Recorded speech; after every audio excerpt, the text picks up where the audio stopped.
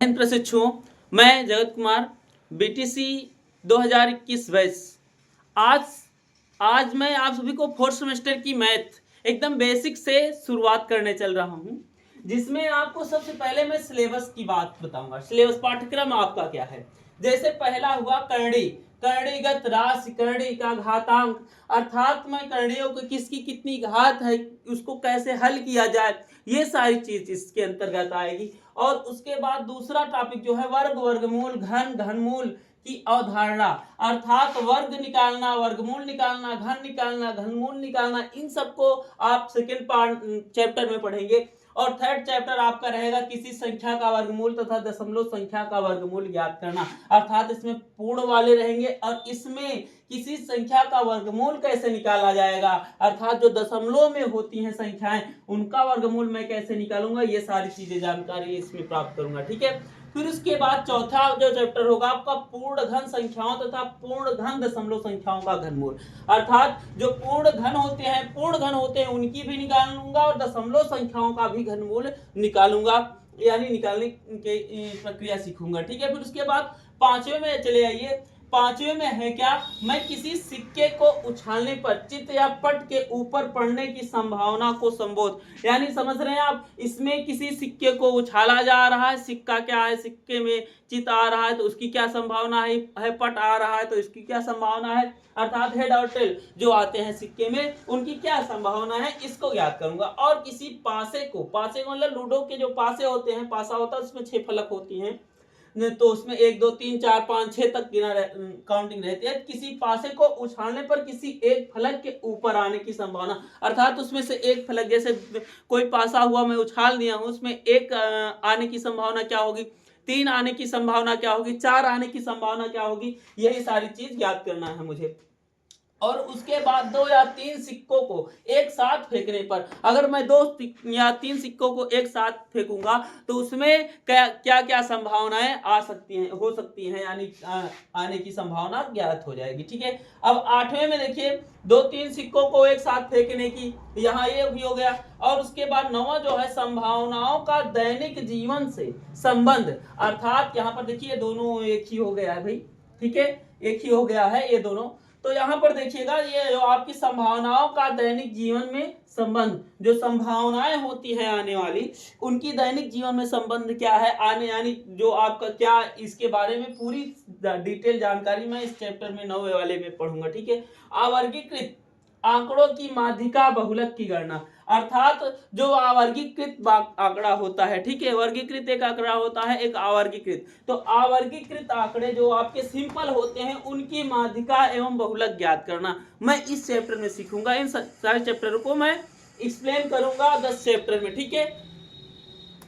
और ये रहा आपका 11 चैप्टर। जो 11 चैप्टर है इसमें आपका त्रिकोणमिति अनुपातों की अवधारणा, अवधारणा मतलब जो साइन होता है, कास होता है, टैन होता है, सेक होता है, कासेक होता है, काट होता है, इन सारी चीजों के बारे में पढ़ेंगे। इन अनुपातों की अवधारणा क्या है, इसके सूत्र क्या होते हैं, लंब बटे कर्ण, आधार बटे कर्ण और आधार बटे लंब, ये सारी चीजें हम जानेंगे। फिर उसके बाद इनकी जो साइन 0 अंश की वैल्यू होती है, साइन 30 अंश की वैल्यू होती है, साइन 45 अंश की वैल्यू होती है, साइन 60 की वैल्यू होती है, इन सारी चीजों के बारे में जानेंगे। ठीक है। और उसके बाद लंबवृत्ति, और जो 12 चैप्टर है आपका लंबवृत्ति बेलन तथा लंबवृत्ति शंकु की अवधारणा, अर्थात लंबवृत्ति बेलन जो होता है और लंबवृत्ति जो शंकु होता है, इन चीजों के बारे में हम जानेंगे, यानी इनके आयतन क्या होते हैं, इनके वक्र पृष्ठ क्या होते हैं, इनका संपूर्ण पृष्ठीय क्षेत्रफल क्या होता है, इनके पूरे सूत्र और इनसे रिलेटेड सवालें जितनी होती हैं इस चैप्टर के बारे में आएंगी।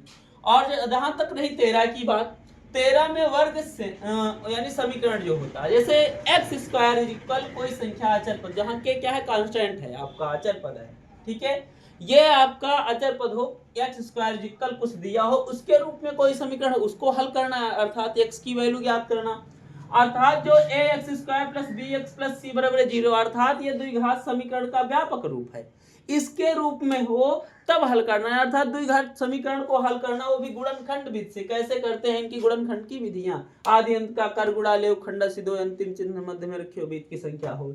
अर्थात इन सब से मैं क्या करूंगा, इनको ज्ञात करूंगा। ठीक है, फिर उसके बाद 14 नंबर है, ये है आपका दो अज्ञात राशि वाले रेखीय समीकरण, युगपत समीकरण। अर्थात यहां पर हम देखेंगे द्विचर रैखिक समीकरण जिनको कहते हैं। ठीक है, दो चर रैखिक समीकरण जो होते हैं, अर्थात जो जिसमें क्या होता है, दो चर होते हैं, एक क्या होता है आपका रैखिक समीकरण होता है, यानी एक घात होती है उसकी।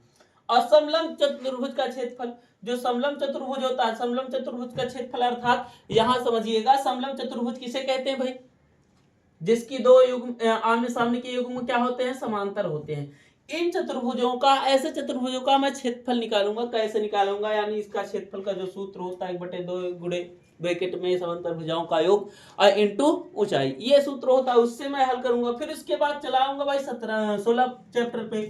16 चैप्टर कह रहा है वृत्त की परिधि एवं व्यास में संबंध, यानी वृत्त की जो परिधि होती है और व्यास होता है उसमें क्या संबंध होता है। जैसे 2πr होता है भाई, 2πr है और यहाँ पर आपका क्या दिया है, व्यास दे दिया है, 2r दे दिया है। तो इनमें संबंध, अर्थात मुझे कभी व्यास दे देगा तो मैं परिधि ज्ञात करूंगा, परिधि दिया रहेगा व्यास पता करना होगा, ऐसी चीजें आपको ज्ञात करनी पड़ेंगी। ठीक है, और फिर उसके बाद आ जाइएगा 17 चैप्टर, जो वृत्त का क्षेत्रफल, जो 17 चैप्टर होगा उसमें वृत्त का क्षेत्रफल मैं निकालूंगा, त्रिज्याएं पता रहेंगी, आपकी वृत्त परिधियां पता रहेंगी, इससे मैं क्या करूंगा, क्षेत्रफल ज्ञात करूंगा। ये रहे आपके 17 टॉपिक। अब उसके बाद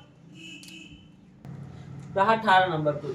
ठीक है, अब 18 जो चैप्टर है आपका, ये चतुर्भुज का अर्थ। ठीक है, जो चतुर्भुज का अर्थ होता है, चतुर्भुज किसे कहते हैं, इसके विकर्ण, अर्थात जो विकर्ण होते हैं क्या होते हैं, कैसे होते हैं, किस चतुर्भुज में चतुर्भुज कितने विकर्ण होते हैं, और संलग्न भुजाएं, उसकी संलग्न भुजा किसे कहते हैं, सम्मुख भुजा किसे कहते हैं, सम्मुख कोण, सम्मुख तथा बाह्य कोण किसे कहते हैं, ये सारी चीजें जानेंगे। ठीक है, एक चतुर्भुज में क्या क्या चीजें होती हैं, ये सारे चीज जानेंगे। और उसके बाद जो 19 चैप्टर है, चतुर्भुज के प्रकार जानेंगे। और चतुर्भुज जानते ही हैं भाई, दो प्रकार का होता है, एक होता है भाई उत्तल, एक अवतल, और उत्तल में आपके ये वर्ग, आयत, समचतुर्भुज, समांतर चतुर्भुज, ये आ जाएंगे। इन सब के बारे में, इनके गुणों के बारे में, इनके सूत्रों के बारे में इसको जानना पड़ेगा इसमें भाई। और आपके 20 जो नंबर है, 20 वाले में 20 चैप्टर में चक्री चतुर्भुज, चक्री बिंदु की अवधारणा, ये सारी चीज जानेंगे। जैसे चक्री चतुर्भुज होता है दोस्तों, कि चक्री चतुर्भुज जो आपका एक वृत्त होता है, वृत्त की परिधियों पर जिसके चारों शीर्ष होते हैं, वही चक्री चतुर्भुज होता है। तो इन सारे चतुर्भुजों के बारे में मैं व्याख्या करूंगा। ये अगला पार्ट आपको मिलेगा मेरे मित्रों। आप मुझसे जुड़े रहेंगे तो मैं गारंटी के साथ कहता हूं पूरे आपके एकदम कंप्लीट मैथ में कोई डाउट नहीं रहेगा। बेसिक से लेकर चलूंगा आपको, और पूरे आपके 4th सेमेस्टर की मैथ्स कंप्लीट करा के रखूंगा। जय हिंद दोस्तों।